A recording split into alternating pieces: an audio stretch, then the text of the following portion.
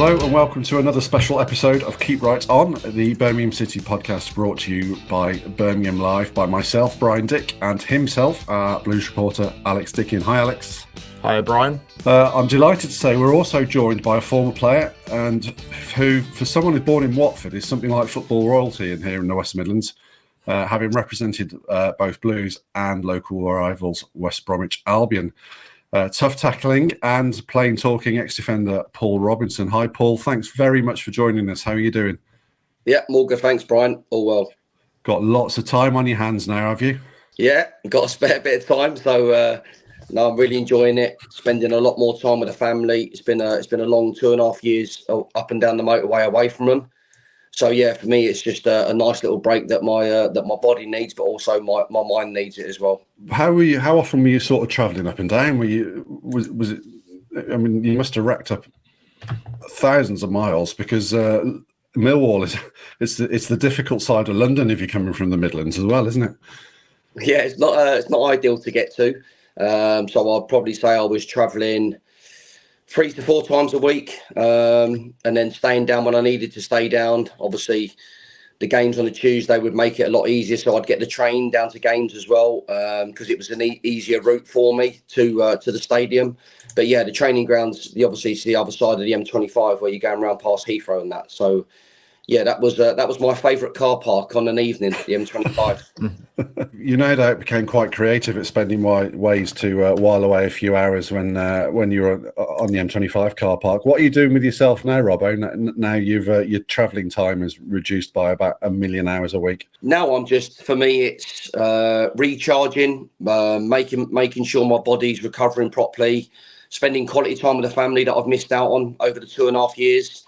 Watching my boys play football on a Saturday, which is lovely, but also joining in games with one of my oldest lads as well, which is great for me because I want to stay healthy. I want to keep my mind right, and then catching up with people that you've missed out on, like yourselves, Brian, and people that I haven't had time to go out on nights out and have food and drinks with. So yeah, I'm just going to spend as much time with them as possible until the time's right for me to try and get back into the game again. Look back at your time at Millwall. What do you take from that experience? Because it was kind of, I know you've done loads and loads of coaching, but it was kind of your first championship role, wasn't it? What do you take from the couple of years you spent there? I take a lot of experience and knowledge. What I picked up from obviously working with Gary again on a coaching side, because obviously I only worked with him as a player, so you never really got to see what happened behind the scenes.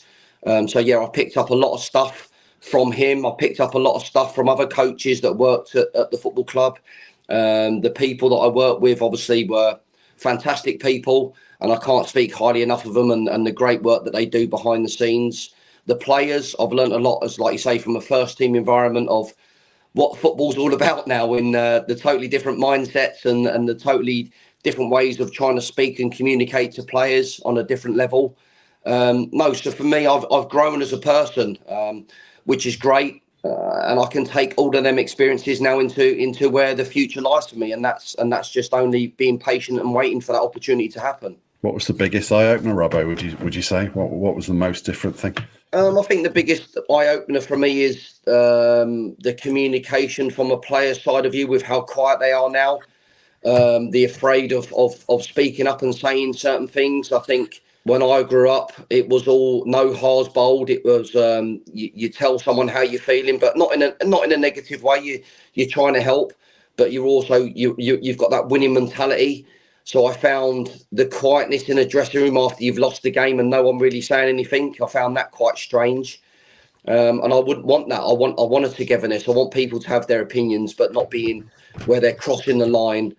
Because it's about moving forward as a group and having that winning mentality altogether, not just staff and myself. It's the group collectively. Is where do you want to go? Where do you want to take the club? Why do you think players are different now, Robert? Why are they much quieter than they would have been back in your day when you were first starting out? Money has a big part to play now in football. With a lot of players earn a lot of money, and championship football now. It's what I've seen. The game's changed massively in that sense of. A lot of players don't need to get to the Premier League because they're paid Premier League money in Championship football, and it's a comfort blanket for them, some of them. So for me, that it shouldn't happen. Your comfort blanket should be to play at the highest level as possible and as long as you can. And that's the goal, is to play against the world's best players. You've obviously had those couple of years at Mill. Before that, I know you were doing the youth development side as well. You've had bits in both camp. Is the next step for you now to go into management and be a number one? If the opportunity's right, yes. But for me, I just love my coaching. I love developing. Like you've touched on there, the development side of it, I think it lacks now. Like you say, working with the younger generation to get them to understand of where they need to get to and how they need to do it, not just on the pitch but off it, is to try and get them to stay away from social media, because social media can be very negative. Computers, so we talk about the computer generation now, where kids are playing computer games till 3-4 o'clock in the morning and they think that's fine. But yet when you got to get up and you got to train and you got to play games, that emotionally and that becomes mentally draining. So it's finding that balance, and it's trying to educate them into understands when's the right times to do it and when's the right times just to focus and be prepared for what you need to do. So I love the development side of it, and I love, if there's an opportunity for me to go in and develop again, then great. For me, it's just about being on the grass and working on a day-to-day basis with players, but also working with a group of staff members that you can have that understanding with and have that work balance where you take turns with your roles, and it's like an evolving sort of a development area with coaches as well. I love that. I love that environment where it's all free-flowing and you shouldn't have an opinion. Well, you should have an opinion, but it's on the same level and on the same page of where we're going as one. It's interesting you speak about obviously the coaching side, because we are seeing more and more now coaches or managers are now head coaches, and they're going into it a little bit younger than they would have previously. And it seems to be in vogue, managers, championship clubs going for a coach rather than a manager. Is that the type of kind of management head coach style that you see yourself very much kind of on the grass first and foremost? A tracksuit manager rather than a guy in a suit and tie? No, I think there's times and there's places for wearing that. For me, I just love being on the grass. Like you say, I was a player for 22 years and I love being on the grass. I love going the extra mile. I love working hard, doing extra training. My coaches brought me up at a young age under Graham Taylor and Kenny Jackett of doing that. So I'm no different. I want to keep that mould. People may say, oh, it's old fashioned. It's an old style. The game's changing, but it's not. It's the basics. The basics of the games are to work hard, to do extra, because you never know when you're called upon. And that extra, if you're not playing and you're not doing them extras, then the manager's going to look at you and go, well, you're not really working hard enough because you're leaving the training ground early. So for me as a coach, if I'm working for a manager that wants that, then it's important that I'm on the training ground with them players, making sure that they're getting the extra training ready for when the manager does call upon them, and they're prepared and they're in a mentally good place to go and do that. And then to take the shirt and to prove the manager that he's ready and he's raring to go. I know you've spoken a little about that, but if you could plot a course of how you'd like to get into the top job, how would it be? Obviously, you've done the development, you've done the assistant. I suppose you're probably already a couple of steps along that track. I think it's trust. I think it's like networking. I think people have obviously got to appreciate for what you are and giving you the responsibilities. Like you say, you have to meet people to get them to understand the way that you think and how you want to do things. But also you've got to understand the person that you're working with is how they want it to go. And you've got to be really communicating on that level of direction of where the football club needs to go. I listened to a great chat yesterday with Phil Giles and Thomas Franks at Brentford. And the model they've got there is superb with how they work, and listening to them both. Yes, they have their own ideas. Yes, they have their own methods, but they work together, and it's a brilliant model with when you look at it and how they talk about it, and that's the type of working environment I want to be working in. I want to be working where we all have a discussion, we all sit in a room, but yet we're all on the same page for the football club in where we want to take it. And you look at it now, it's the Brentford model was getting stronger and stronger because they're all working together as one, and that's the type of environment I want to be involved in. It's been a versatile model, hasn't it? Because they started out as more of a kind of real free-flowing football side in the Championship and League One, and when they've got to the Premier League, they've kind of adapted a little bit and become more direct to survive. Have you got like any kind of bold philosophy that you'd like to stick to in management, or is it about being versatile? my bold philosophy on football will never change. It's open communication and positivity and togetherness. I think you have to have that as a whole working, and trust. You've got to trust the people you work with, and you've got to have that back. And if you've got that, then you're creating an environment where you're signing the right players that will come into the same environment where you're trusting them. You do your background homework on them. You got players and staff in the background working as well on the same levels of making sure that we're collectively doing that. So yeah, for me, I think my philosophy would be the same. I want to play attacking, open football, but you've also got to have the right players for that, and you've got to have the players to understand the roles and responsibilities that you're giving them, and also your staff members of what you're passing on to them is they've got to be passing the same message onto them players as well, and they're not passing on different messages, or otherwise you're always going to get mixed communication. No, so for me, it's important that my philosophy is the same as everyone else's, and that we're all pulling in the same direction, and we're all sending out the right messages to everybody. Rob, are you looking to get back in straight away? If someone were to phone you up tomorrow, you'd jump back in tomorrow, or is it very much about finding the right project for you? If that's 6 months down the line, or 9 months down the line. Yeah, I'm very open, Brian. I'm very open to communication, discussions. And if I don't feel it's right for me and my family, then that's my decision. So no, I'll be very patient in where my next job's coming. For me, it's important that I am closer to home now with my family, with what I've just had to do over the last 2.5 years. I don't want to put not only myself through that with my body and the way I was feeling towards the end of it, but also my family. I don't want to put my family at risk of them losing their dad again for a long period of time of him being around, and my wife not having that support around her when the boys have got a lot on. So yeah. It's got to be right for both parties. But I'm open to discussions, to talk to people now. But my main, at this moment in time, I really want to enjoy Christmas, because I haven't had one for 25 years where I've had the opportunity just to switch off with the family. And then in the new year, I'll look to be proactive and go and meet people and have communications and push myself out of the limits of where I want to be and what I want to do, but knowing that it's right for me and my family. When you were saying the way it was making you feel, exhausted would presumably be the way it made you feel, was it? Is that what you're getting at there? Yeah, definitely. I know borderline depression. I'm not afraid to speak about it. I'm very open. I'm very honest. There was times where I didn't want to get up. The alarm would go off at 4:45 in the morning, especially the dark mornings. And I wouldn't want to get out of bed. I wouldn't want to get in the car. I wouldn't want to drive. But that's down to me. That was my option on doing that. That was my choice to come home and drive. But they was the mixed emotions that I was feeling. But even when I was away, staying away from my family, it's not the same. You're staying in a different bed. You're staying in a different environment. Your kids are not around you. Your wife's not around you.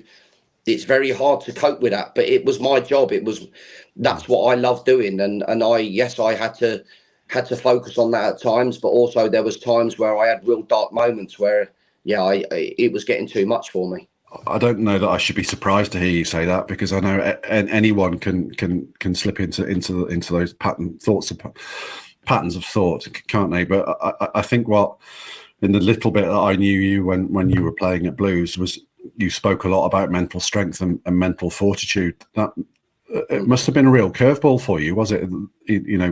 Feeling those feelings and having those thoughts. Yeah, it does. It puts you in a really uncomfortable place, especially when you've got a young family. And the thought of maybe me one time just falling asleep at the wheel. You bring back thoughts that you don't really want to have. So yeah, for me it was important that I left Millwall on great terms, and they've been brilliant with me. I can't speak highly enough of them. The CEO, Steve Kavanagh, the director of football, Alex Aldridge, the chairman, Jimmy Berylson. Obviously, his dad sadly passed away when we was in pre-season, so the club took a hit. Obviously, Gary leaving was obviously a big curveball as well, because no one really knew. He kept it to himself. So yeah, it's great when you're in football, but obviously a lot of people don't see the other sides of it, of the darkness and the times where you do push your body to the limit, and you do sometimes think, is it really worth it? Yeah, but no, the club have been excellent with me. But also, Brian, you know that I had the dark times at Birmingham coming towards the end of that tenure, with the under-18s and the under-21s, with a lot of stuff that was going on behind the scenes there, and I had similar feelings to the travelling at Millwall to the time at Birmingham when it was coming to an end. So yeah, once I see that, and once I know that that's happening, then I know it's time for me to be back in and around my family where I'm safe. That next opportunity for me, that opportunity has got to be if there's a decision where a club wants me and they know what I'm all about and they know what I bring to a football environment. That has got to be the same with my family, and they've got to look after my family, and that side of it also has got to be appreciated, that they're going to do that. And what you bring to the football environment, as you said earlier, is 22 years of experience as a professional player, and then you've been coaching for probably getting on for 5 years now, haven't you, Robbo? I've just in the build up to this, I did a whistle stop tour through your previous managers. And it reads like a who's who at times. Now, I've probably missed some. I've probably missed a lot. But if we're starting off with Graham Taylor, Gianluca Vialli, Gary Megson, Brian Robson, Tony Mowbray, Owen Coyle, Neil Warnock, Lee Clark, Gary Rowett, Gianfranco Zola, Harry Redknapp, Steve Cottrell, Gary Monk. Which of those managers stand out for you? Or, you know, if you're taking something from each of them, what are you drawing from from just that huge wealth of footballing experience? The ones I'm obviously picking out are obviously Graham Taylor. But will give me my opportunity as a young lad at Watford to play for the first team. Kenny Jackett as well. In that, them two together were fantastic for me. Great mentors. So from my own personal development as a young kid, I couldn't have had a better upbringing with them people around me, and where they got me to, and the appreciation of how much they taught me from such a young age, but not realising it at the time. I then obviously moved to West Brom, and Gary Megson was exactly the same. He had the same mentality, of that winning mentality, the instillness of me as a player, of developing my game to the next level.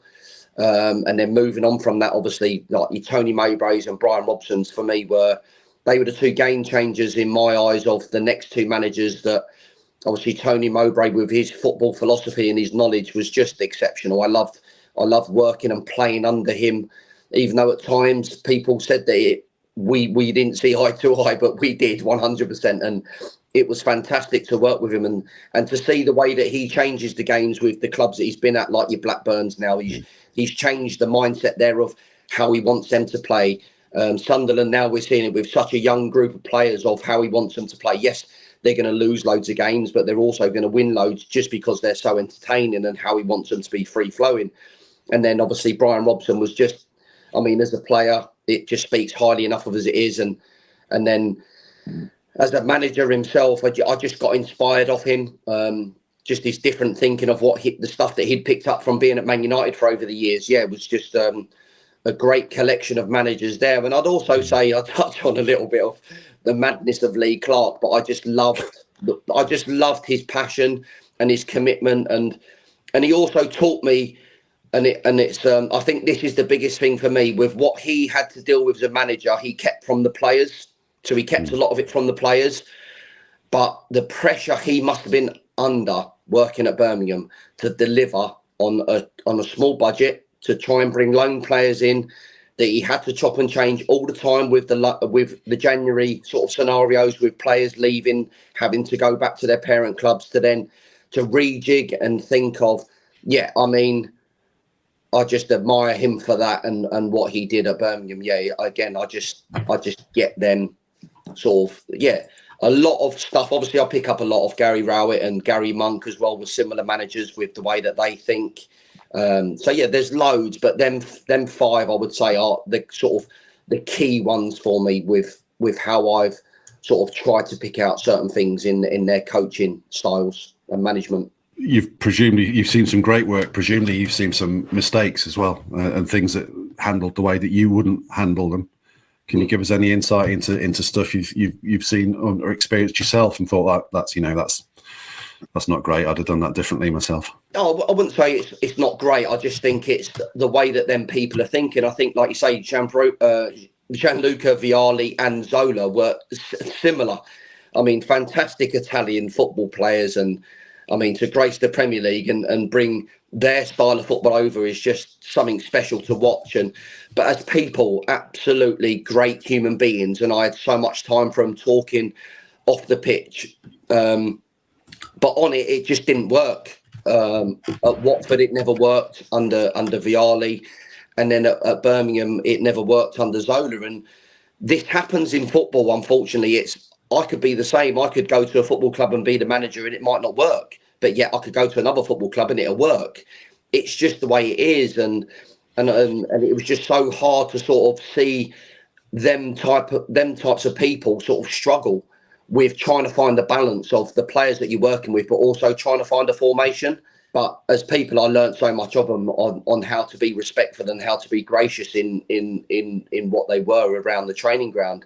Also, Steve Cottrell and Harry Redknapp were totally different people on the spectrum of totally nuts. Harry Redknapp was crazy, but it speaks for himself with his managerial career that he's had, and you can't fault that he's managed top teams and top players, so it works. At Birmingham, did it work? Again, do you look at the ownership with that not working and there being that unbalance of what I spoke about before of you've got to have buy-in from everybody. You've got to be together. That's not only your staff, the players, but also the hierarchy. You've got to see, and you've got to be on the same level of working. The same with Steve Cottrell. Was he a little bit like inconsistent with his behaviours of like the way he acted sometimes or the way he come across to other people? I mean, you learn, like obviously Lee Clarsley then who took over. I really liked working with Lee, and he was, again, I'll get this one in because he was brilliant with me, but I don't think he quite understood that I wasn't ready to retire. But I understand with how he wanted to integrate me with like the managerial side of it. But I also know that you've got to have them communications from my side of it, of knowing that I wasn't quite ready to hang my boots up. And yeah, I mean, it was great. It was great seeing Lee as well with how he's done a great job with England under 21s with what he's done there. And it's fantastic to see that he likes that development side of it. But he also did a fantastic job at Brentford when he took over the first team there, and he won Manager of the Month. And yeah, just great learning curves for me, and things that I will remember them. I will never let them things go because they're great things to keep on side of you. But there's also things that I'd love to sort of pick bits of where you wouldn't do, but you would do. So you mentioned a lot of different managers and different skill sets there. One of the big things now, I suppose, with not just for a manager, but also for you've got like a sporting director and things like that, and a massive recruitment team, is like transfer windows. How do you think you'd approach that from the management side, obviously having seen it as a player? You have to find a balance. You have to find a common ground of, well, are we signing this player for the right reason, or why are we signing this player? You have to have that balance. You have to have the communication. So if you're sitting in the room and you've got a totally different opinion and a totally different view on, I'm not signing him, I want to sign him, I'm not signing him, then you're not going to get anywhere. So you've got to find a balance with these people, and you've got to work together. If you're not working together, then you're not going to get the right outcome. But if you are working together, then you're only looking at the greater good of the club in where you want to take it. And that's for me, that's the positive side of it. That's what I want to be working in. I want to be working in an environment where it's all open, it's honest, and we're all on the same page in where we're wanting to go. And I don't want to be, yes, okay, there's players out there that you might find that you're signing them, but they've got that little bit of rough edge for them. But then that's understandable. But with me, that I like that. But I also, what I like is that I will have that communication with that player, and I will help that player try and overcome the sort of the difficulties that he might have maybe off the pitch, because I like the communication, I like the man management skills of it, but the club might see differently in that. And that's where you got to find that balance where you're agreeing to you're disagreeing to agreeing on finding the common ground of signing them players. I know some managers don't like to go back to former clubs that have played for, but is that something you'd be open to, going back to one of the clubs that you've played for and managing them and coaching them? Well, yeah, because one, I know the place, I know the culture, I know the history, I know the fan base. So I think for me that's a massive positive in that you'll get the full package with me in understanding that if you do bring me back to the football club, then I have that connection. So I have a connection there. But also I know that times changed. So for me, again, I'm redeveloping myself in getting to understand new people and new players. But that's for me, that's what I love doing. I love meeting new people. I love things that have changed, and that's what you have to do. You have to get on board with that, because the world's evolving, not just the game. The whole world, it's changing all the time. So you've got to go into a place where you're fully prepared to redevelop yourself as a person. But yeah, I have no problems going back to a place where I've been before. But obviously, if it's changed, then I change. I try and re-energize myself and integrate myself into buying into the new culture that's happening on at the football club. A place where there's been a new culture is obviously Blues with the new ownership, and thankfully a lot of investment. Well, it looks like there's going to be some investment, both certainly off the pitch and hopefully on it as well. You welcome. I mean, you saw what the last regime was like, and playing and coaching under those. You must be thrilled to see names like Tom Brady and Tom Wagner and people like that associated with Birmingham City now. Yeah, I think it's a massive positive for the city itself. It gives a whole lot of people a lift. It gives the fans belief that there's owners now that are willing to put the money in. And look, I mean, you just need to look at the stadium. Obviously, that wouldn't have got done under the old owners, and it still might not have the bottom tier open. It has now. It's getting seats in. It's nearly there. The training ground's getting redeveloped.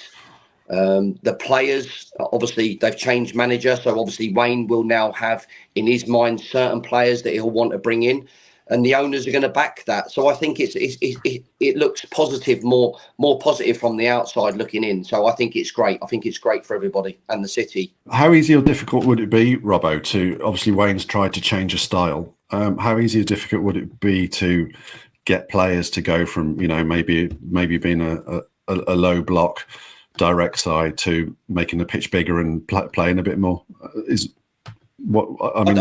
Alex and I wouldn't have much insight into the sort of the working, what happens when you turn out at 9:30 on a coat for training in the morning. How different is it? Well, it should be different because you've learnt the game as a player. You should know the game inside out. You should know your roles. You should know your responsibilities. You know positionally where you should be.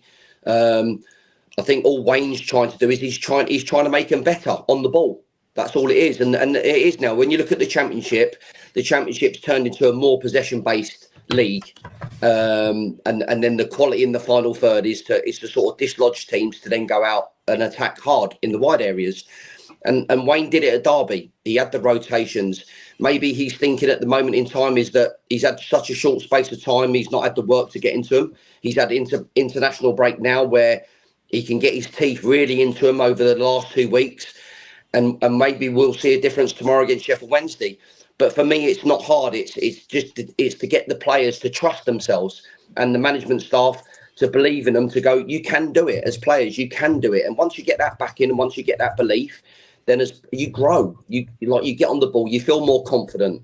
Obviously, they've missed players as well, like Ethan Laird's been out for a while. He's coming back in. He's an attacking fullback that loves to get forward. So on the ball, he's good. You've got Dembele, who, okay, I've heard a lot of people saying, why is he not starting? But he's also a player that gets injured quite a lot. So there's that protection side of it. But when he does get on the ball and when he is involved, he's dangerous because he can attack people and he can cause a lot of problems.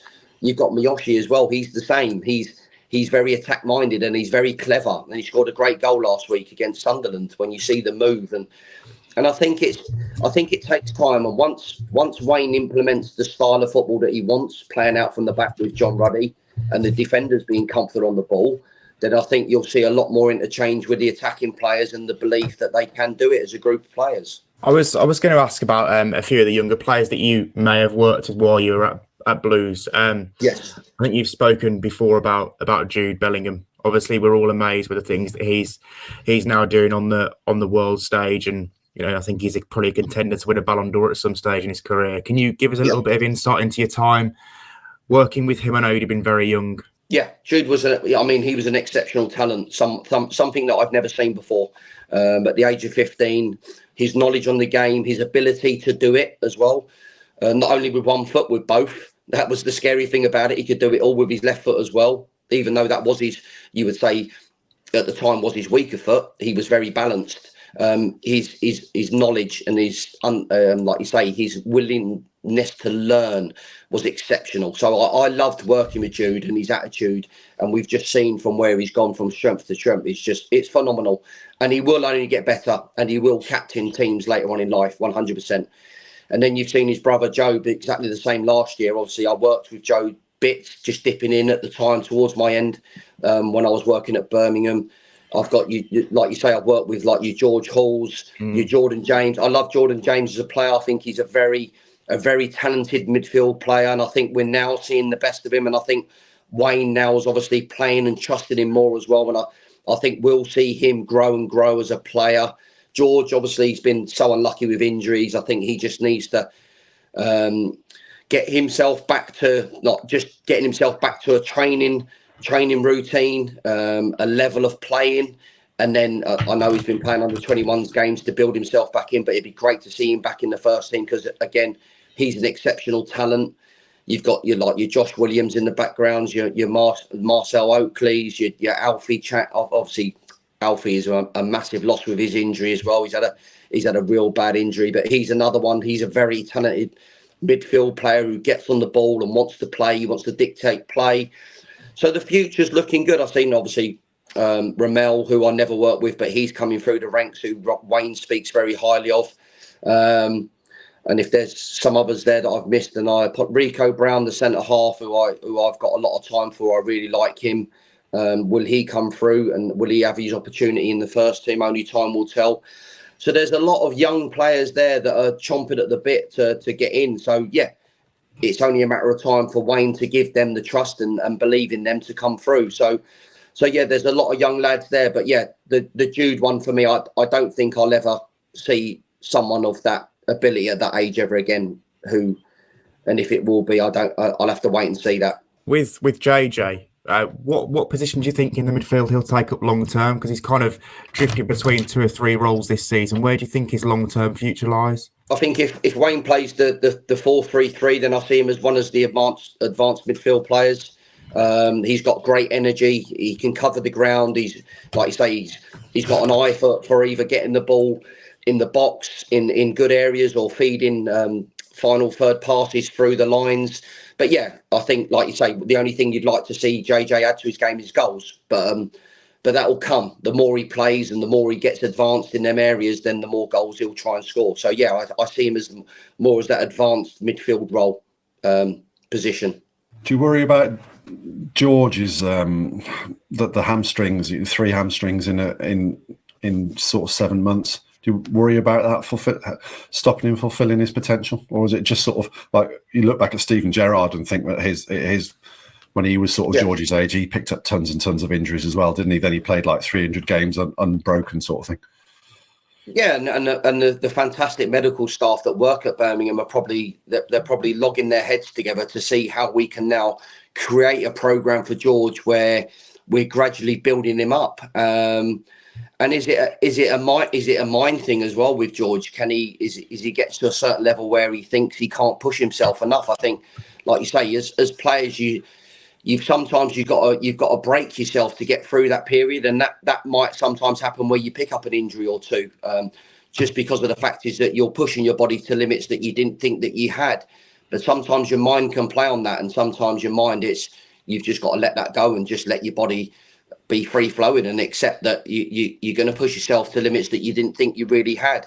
So I think, yeah, maybe there'll be a plan in place now for George where he's just got to gradually build himself to getting used to first team football. And then once he's got used to that, and then hopefully we'll see him grow and grow as a player. But yeah, it probably is as frustrating for George as it is he probably doesn't want this stop-start with his hamstring injury.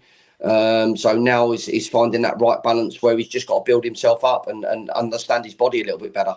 Robbo, I suppose the $1 million question is at some point in the future, if it's 1 year or 5 years or however long it is, would you ever see yourself sitting in the Birmingham City dugout as the number one? Who knows? For me, it's day by day at the moment. It's month by month. It's year by year. If I get the opportunity to do that at one stage in my career, then that'd be brilliant. And at least I know then that I'll be ready for that. I feel ready. Am I ready now? Not too sure. Obviously, I'm not ready because I'm not in work. So for me, the most important thing for me is that I'm finding the right job next. I'm on the grass. I'm working hard, and one day, yes, I'd love to be manager of a football club.